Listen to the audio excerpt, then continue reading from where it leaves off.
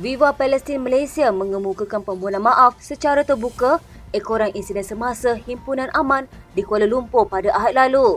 Pengerusinya Dr. Musa Muhammad Nordin berkata, VPM sedar ada sesetengah pihak yang tidak berpuas hati dengan cara himpunan berkenaan dikendalikan. Katanya oleh yang demikian, bagi seluruh pihak VPM, kami memohon maaf terhadap segala kekurangan.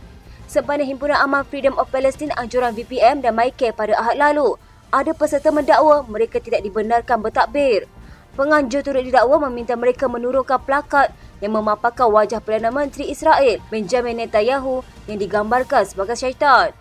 Menjelaskan apa yang berlaku, Musa berkata, penganjur mahu laungan peserta himpunan boleh disertai semua orang termasuk yang bukan beragama Islam. Katanya isu takbir tiada isu. Kami cuba mengingatkan himpunan ini melibatkan peserta pelbagai agama dan kita sepatutnya membuat laungan yang boleh disertai semua orang. Musa juga berkata penganjur berharap himpunan kemanusiaan tersebut bersifat inklusif. Katanya semua orang menyertainya dengan penuh semangat tanpa mengira bangsa dan agama.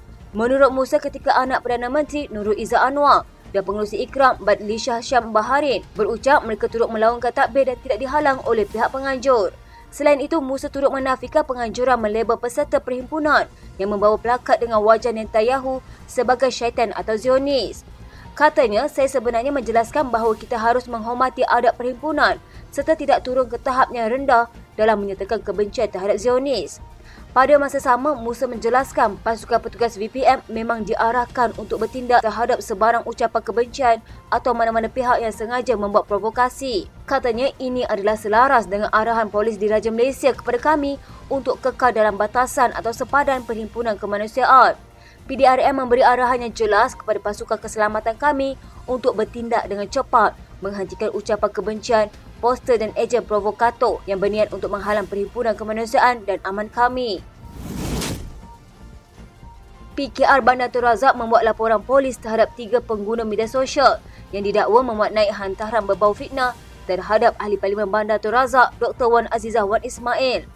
Laporan polis dibuat oleh Ketua Wanita PKR Cabang Jamilah Syed Muhammad di Ibu Pejabat Polis Daerah Ceras di Kuala Lumpur. Jamilah berkata, hantaran itu jelas berniat jahat untuk menyebarkan fitnah dan memberi gambaran seolah-olah isteri Perdana Menteri itu menyokong Israel.